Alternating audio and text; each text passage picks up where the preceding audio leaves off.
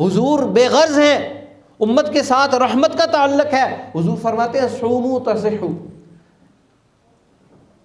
کہتے ہیں کہ ایک جرمنی کا ایک ڈاکٹر تھا، تو تبلیغی جماعت والے گئے تو ان کو کہتے ہیں محمد کی طرح میں اس کو ملنا چاہتا ہوں۔ انہوں نے کہا بھائی محمد کو ملنا چاہتے ہو تو وہ تو 1400 سال پہلے فوت ہو گئے ہیں، تو دنیا سے رخصت ہو گئے ہیں۔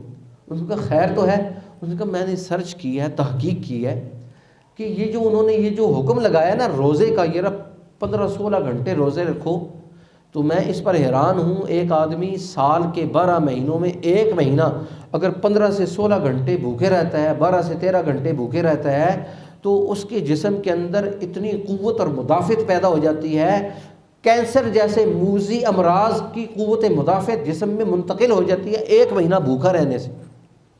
کہتا ہے یہ تو بہت بڑا کوئی فلاسفر تھا، بہت بڑا کوئی معالج تھا، بہت بڑا کوئی سائنٹسٹ تھا، جس نے یہ سوچ کر اپنے ماننے والوں کے لیے یہ لازم قرار دیا، میں اس سے ملنا چاہتا ہوں۔ اب دیکھیں وہ اس لیے ملنا چاہتا ہے کہ اس نے پڑھا، سرچ کی، تحقیق کی، پھر اس کے اندر جستجو پیدا ہوئی میں حضور سے ملنا چاہتا ہوں۔ اور ہمارا اور آپ کا تعلق حضور کے ساتھ کیا؟ ایمان کا۔ ایمان نام ہے بالغیب۔ حضور نے جو کچھ کہا بغیر کسی دلیل کے آمنا اور صدقنا کہنا یہ امت کے لیے ضروری ہے۔ جو آدمی بغیر دلیل کے حضور سے دلیل کے ساتھ مانتا ہے اس کی کیا حیثیت ہے؟ بغیر دلیل کے ایمان لانا، اللہ ایک ہے بغیر دلیل کے ہم مانتے ہیں، حضور آخری نبی ہیں بغیر دلیل کے مانتے ہیں، قرآن اللہ کی آخری کتاب ہے بغیر دلیل کے مانتے ہیں۔ یہی تو یؤمنون بالغیب ہے، یہی تو یؤمنون بالغیب ہے، بن دیکھے ایمان لانا۔ جو دیکھ کر ایمان لائے گا اس کی کیا حیثیت ہے؟ یؤمنون بالغیب، بن دیکھے اللہ کی، اللہ کے حبیب کی ہر حدیث پر ایمان لے کر آنا۔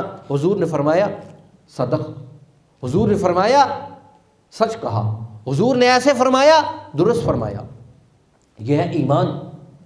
اس لیے حضور نے فرمایا صوموا تصحوا۔